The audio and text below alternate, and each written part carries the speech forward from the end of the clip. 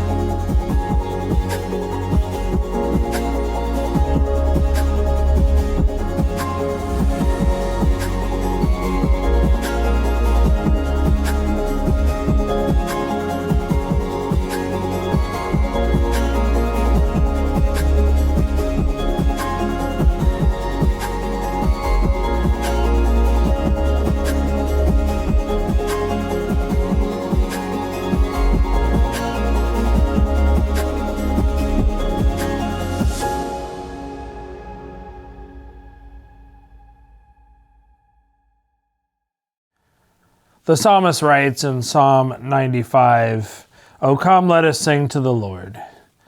Let us make a joyful noise to the rock of our salvation. Let us come into his presence with thanksgiving. Let us make a joyful noise to him with songs of praise. For the Lord is a great God and a great King above all gods. In his hands are the depths of the earth. The heights of the mountain are his also. The sea is his, for he made it, and the dry land which his hands have formed. O come, let us worship and bow down.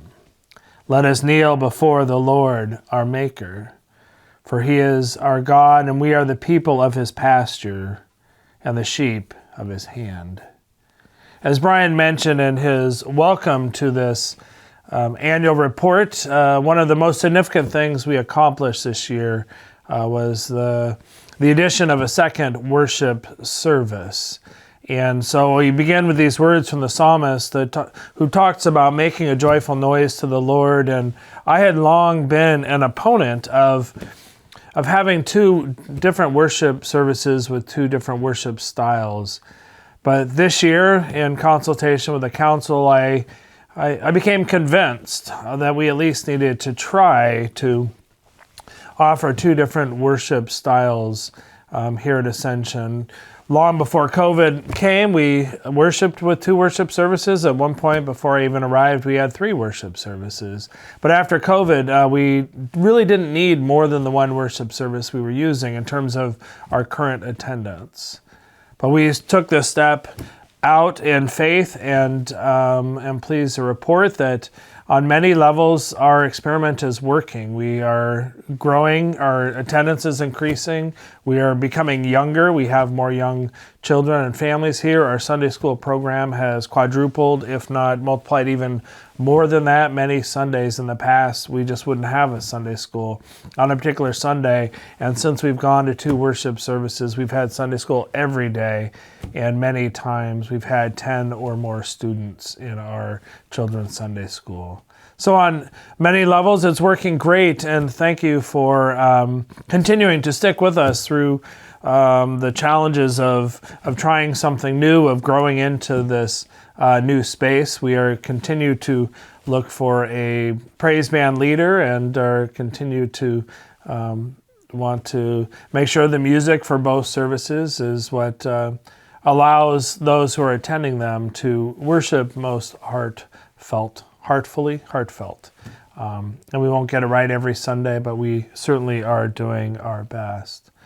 Some of the other things that we tried or accomplished or did this year is our care ministry. Cynthia Hannum helped lead not only some gatherings for our prayer chain and to the folks who participate on that, and to be able to gather in person occasionally to talk through best practices and processes and so forth, which has been very helpful, as well as Cynthia's hosted a couple of grief support recovery groups, which has been most helpful to those who've experienced grief recently here in the congregation. We had a men's retreat this last year, a couple of women's breakfast gatherings, times to just be gathered, both as men and women, someplace other than here at the church, sometime other than a Sunday morning, which I think are all a part of our increased gathering opportunities, which I think has been good this year. It's almost been 4 years since we were shut down for COVID, and it's taken this long, really, for us, I think, to get our feet under us and to figure out how to reestablish some of the processes we had in place before even going to 2 worship services. Something we did really without thinking too much about it before COVID has been a challenge to try and remember what positions we need and when we need people where, and with the schedule change and so forth. But again, thanks for continuing to be flexible and support these initiatives.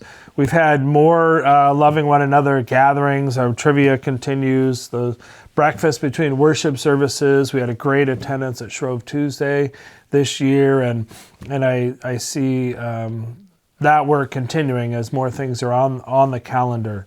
Opportunities for us to be gathered, pub theology, and so forth. Our engagement in the community continues. We did participate in Sunday Fun Day again this year, and one of the moves we made there was then to, with our pet watering station or support station, handing out dog treats and refuse, bags for dogs. We also provided an invitation for a blessing of the animals that we did here at the church the following Saturday. While this year we did not have anybody from the community participate or attend that time of gathering, it was a rainy Saturday morning. We did have pretty good participation from those in the church who brought their dogs to be blessed. It was a good time to be gathered. We continue to work on our online presence, not only in the number of things that we're offering, the quality of those videos that we're putting out there. We've got bite-sized sermons and reels and all sorts of things that I understand give us a different opportunity for attracting viewership and maybe even participation in worship. That will continue to be a growing edge for us as a community as we try to understand how we can be a community with those who gather with us in this digital format, and we aren't able to develop the relationships that we're used to developing when we've gathered in person. We've certainly had our challenges this year, and I think for us as a community, probably the biggest one has been Susie being out and her ongoing health concerns. Every Sunday, somebody asks how she is. Susie went out at the beginning of October and has not been back to work since. And I'm very proud of the love and support that we've given Susie and her family over that time, the meals provided, the monetary gifts, the Christmas gifts, the calls and cards to Susie. She continues to recover at home. We I think are all anxious for the day where she can join us in worship, and then be able to be here more often. Really, this time we wouldn't have survived without Andrea stepping up in the ways that she did. The timing was good and bad. Susie actually went out the week we were going to 2 services, but that's also the time where we began to pay Andrea full-time for the work she was doing here, even though she was working full-time certainly before that as well. Grateful for Terry Jellicet, who has volunteered in the office a few weeks after Susie went out and it was clear she was going to be gone for a while. Terry had just retired and has just really been a godsend here. Vicki Sears, who has stepped in multiple times when Susie's been out sick. Grateful for her support personally and here to help make sure the business matters of the church happen. So it has been a challenging year for us. We continue to pray for Susie, and I think I give thanks for the staff that is here and the fun that we have. Sometimes a little bit irreverent, but good to be a team working together. And personally, it's been a challenging year. So I thank you for your support as my dad's health declined and his passing.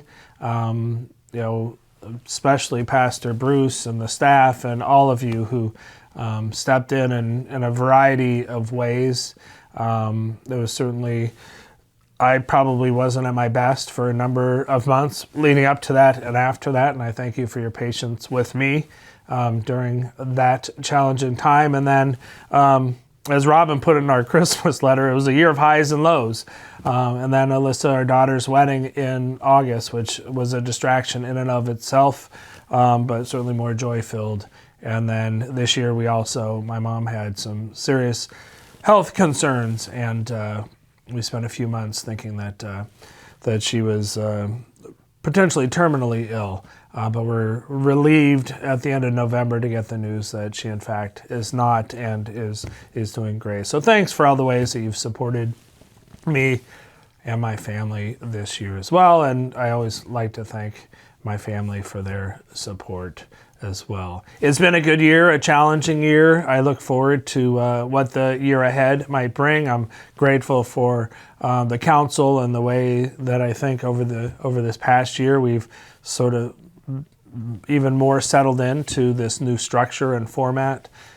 Give thanks to both Craig Breivik and Lisa Rosas for having served on council and their terms coming to an end. And I look forward to, with our newly elected council members and what we might have in store in the coming year. For God is good indeed. And so we will continue to do our best to love God, to love one another, and to love the community. Thank you for the privilege it is to serve as your pastor.